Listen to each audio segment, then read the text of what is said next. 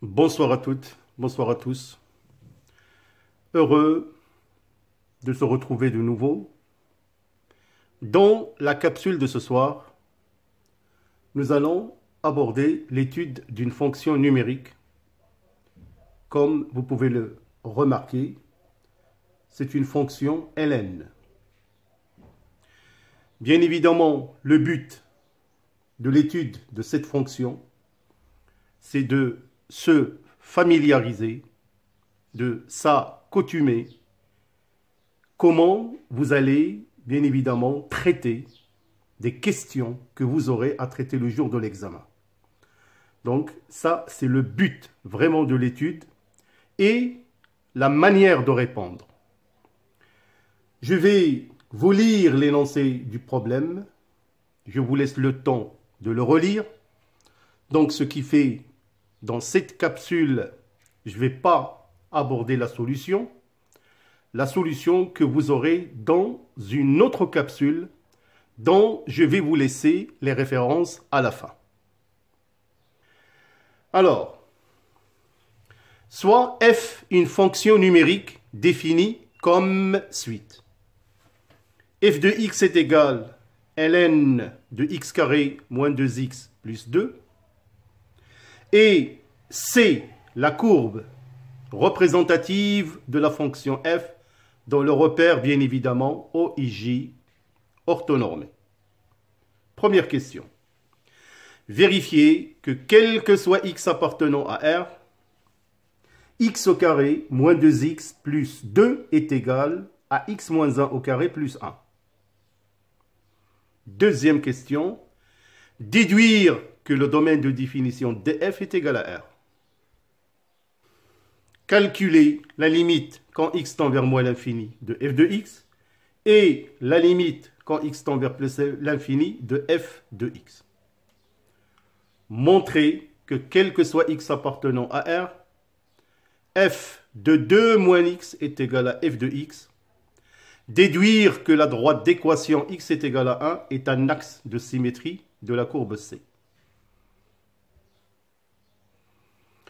Vérifier que quel que soit x appartenant à l'intervalle 1 plus l'infini, f de x est égal à 2 ln de x plus ln de 1 moins 2 sur x plus 2 sur x carré. Déduire que la limite quand x tend vers plus l'infini de f de x sur x est égal à 0. Interpréter le résultat. Montrer que quel que soit x appartenant à R, la dérivée f' de x est égale à 2 facteurs de x moins 1 sur x moins 1 au carré plus 1. Établir le tableau de variation.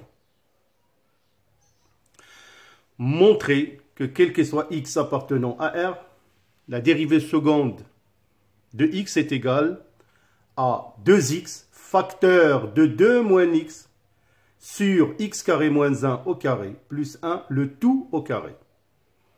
Étudier la concavité de C et, bien évidemment, tracer la courbe C dans un repère orthonormé.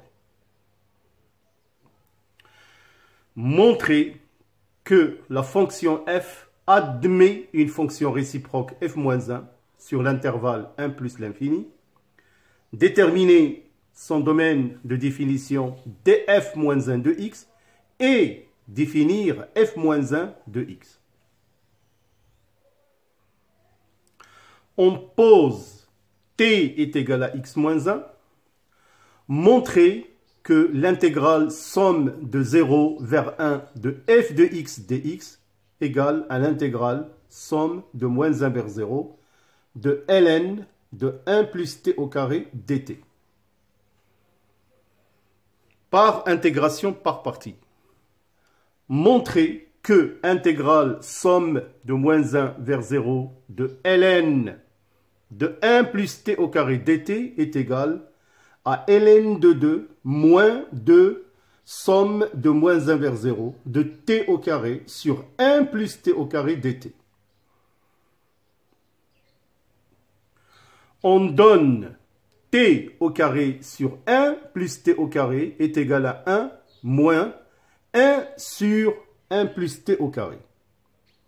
Montrez que l'intégrale somme de moins 1 vers 0 de t au carré sur 1 plus t au carré dt est égal à 1 moins pi sur 4.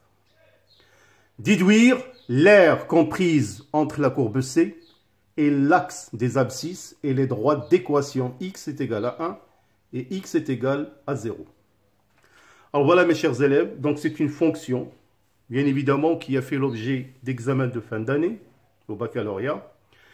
Je vous laisse, comme je vous ai dit, le temps de relire tout l'énoncé de l'exercice, d'essayer, et la réponse, vous allez la retrouver dans la capsule référence que je vais vous montrer tout de suite. Alors la réponse de cette fonction, vous allez le trouver dans la capsule qui porte le nom étude de fonction, référence LN 400. Il faut vraiment écrire le nom de la fonction pour, bien évidemment, vérifier vos réponses avec l'étude de cette fonction. Alors, il ne me reste qu'à vous souhaiter donc une bonne continuation. Essayez. Je vous souhaite tout le succès, comme d'habitude, pour réussir. Portez-vous bien. À bientôt et bonne soirée.